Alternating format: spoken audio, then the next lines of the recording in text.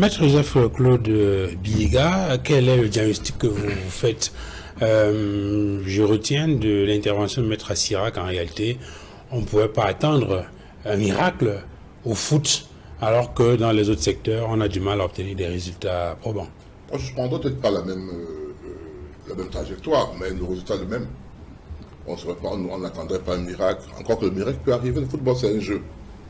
Moi je vois encore le match que j'ai vu, parce que je regarde rarement les matchs de football. J'ai vu le match Cameroun-Sénégal.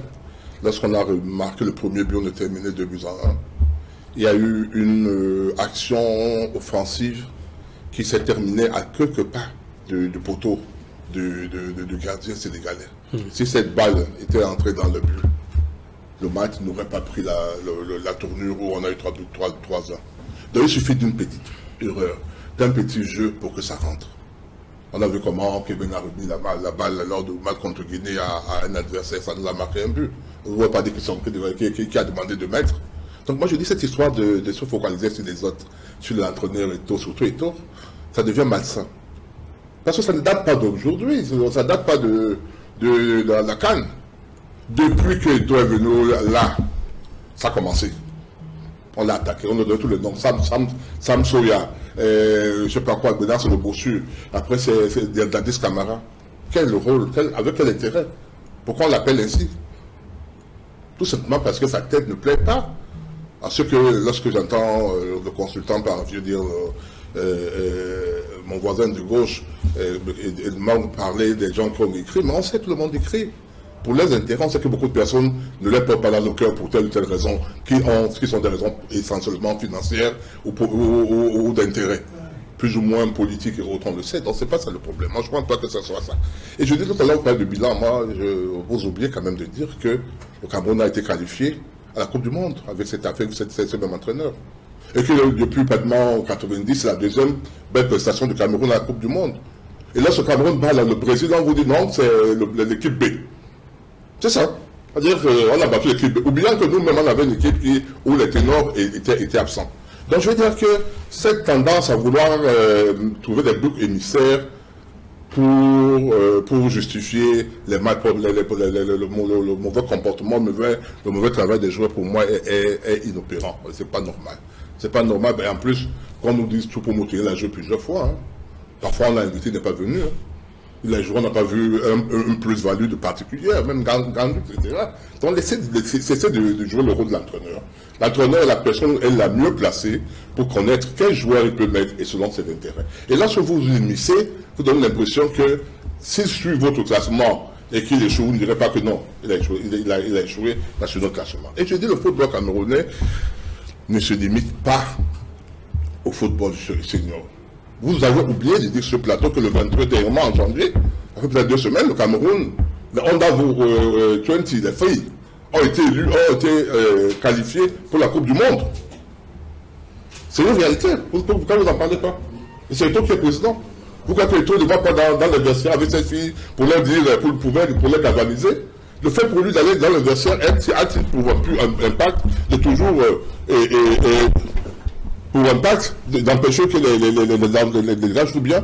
Lorsque dernièrement j'étais avec un de mes camarades de RDPC qui a fait un post sur Eto'o, enfin après le match de football où on a gagné, je lui ai dit, lorsqu'on gagne, c'est tout le monde, c'est le ministre, c'est les joueurs.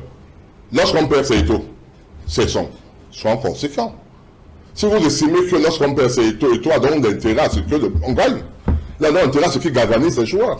Lorsque vous parlez de l'équipe aujourd'hui, vous ne dites même pas que le problème de prime ne se pose plus. Ça se pose avant. Tous les jours, on a vu les mallettes qui se baladaient dans l'avion, etc. Et même après, les gens, tous les jours, avaient le problème de prime. Vous n'en parlez pas. Parce que c'est positif pour Eto'o. Non, je pense que vous trompez.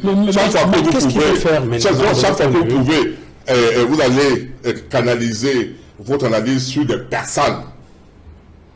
Eto'o et Rigobertson. C'est ça.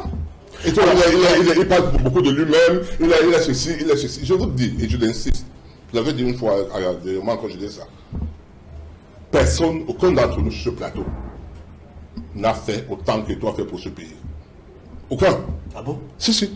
Je dis, et je l'insiste en disant ceci. Ce qu'on appelle l'image que nous donnons à l'extérieur, les facilités que certains Camerounais reçoivent, c'est un peu fait qu'ils sont Camerounais, du fait qu'ils sont des frères de dos. Ça existe. Moi, je donne un exemple bien banal. Il n'y a pas de facilité. J'étais en juillet dernier à Zanzibar, l'île de Zanzibar. La veille de mon départ, je me retrouve à Old Town, dans leur marché, Suntown, dans leur marché principal pour faire des achats. Les gens m'interpellent. Ghanéen, non. Nigérian, non. Quand je dis Camerounien, tout le monde s'est levé. Et beaucoup de Camerounais vont vous le dire. En 93, c'était à la frontière entre le Bénin et le Togo. On a eu ça avec Maître Tchakounte Patifeu, Maître Tchakounte et Maître Abessou le confrère. On allait à une conférence. Dès qu'on a dit que sont Camerounais, on s'est dit ah, Roger Mila. C'est des faits qui sont réels. Si vous êtes là pour tuer vos icônes, pour des raisons bassement parfois matérielles, pour des raisons d'intérêt politique et autres, ça peut pas aller. Alors, moi, je voulais qu'on regarde de façon un peu plus objective maintenant. Non, mais ce que je dis objectif. Oui. De façon objective. Non, je dis par rapport à l'avenir. Ok. Je dis par rapport à l'avenir.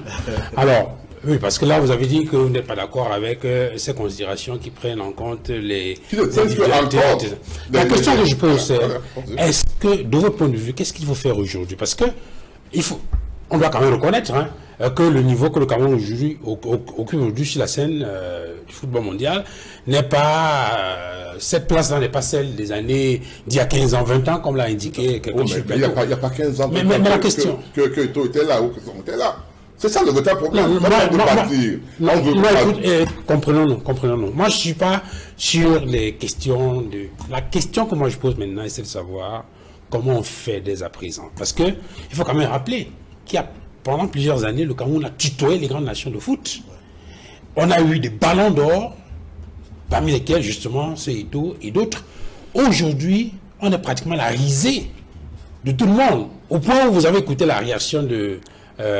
c'est quoi Diouf El Hadj Diouf, parlant du Cameroun, qui se prend pour le continent alors qu'il est le intercontinental, etc. Donc on parle de nous n'importe comment, alors qu'il y a plusieurs années aujourd'hui. Il faut qu'on reconnaisse quand même que le niveau d'il y a plusieurs années. La question donc que je pose, c'est qu'est-ce qu'on fait dès maintenant? Parce que là, on est éliminé. Qu'est-ce qu'il faut faire dès maintenant pour que demain ou après-demain, qu'on puisse je pense que mon voisin, El Mankenga, a répondu à ça. La refondation du football. Il a dit, on a commencé à parler, c'est cette refondation qui a fait par exemple que le Sénégal aujourd'hui soit un grand club. Refondation, ça veut dire quoi? Ça veut dire qu'au niveau, que les problèmes qui ont été ceux qui ont empêché qu'il y ait par exemple les championnats jeunes puissent avoir lieu. Il faut qu'il y ait un championnat jeune, qu'il y ait un championnat de free, qu'il y ait un championnat de Honda, je ne sais pas combien, qu'on continue à monter. Et cette crème-là peut être une crème qui permet d'avoir une équipe qui non seulement, et certains reproches ont été faits d'ailleurs par rapport aux joueurs en disant ce sont les binationaux, ce sont les gens qui n'ont pas vécu dans l'environnement du Cameroun, dont n'ont pas le Himley, etc., etc., etc. Nous, les équipes que nous avons gagnées, par exemple en 1984, lorsque nous gagnons la Coupe en Côte d'Ivoire, j'étais étudiant, c'était avec une équipe essentiellement composée de joueurs locaux, amateurs. Abega, Mila, tous. Est-ce que cela est possible aujourd'hui? Je dis que ce n'est pas possible, mais au moins est-ce qu'on essaie de faire des efforts pour que ces enfants qui montent, même s'ils arrivent maintenant à être professionnels, ils auraient quand même été puisés à travers des écoles. Il y a des écoles de football ici, il y a un certain nombre de centres de formation au Cameroun qu'il faudrait essayer de faire pour que ça puisse aller. Et je dis également, et j'insiste ça par rapport pour dire que la responsabilité des joueurs est importante. Et la volonté. Le meilleur buteur aujourd'hui de cette CAN, sauf si je me trompe, c'est un Équato-Guinéen. Okay. Il est en 3e division espagnole. Vous pouvez imaginer une chose pareille? C'est pas dans un club d'élite, c'est pas un club d'élite, c'est en 3e division espagnole. Ça veut dire que si vous les reproches qu'on peut faire, qu'on a pris tel, on n'a pas pris tel autre parce que l'autre est en 1e division allemande, donc nécessairement meilleur, c'est pas vrai. C'est pas vrai.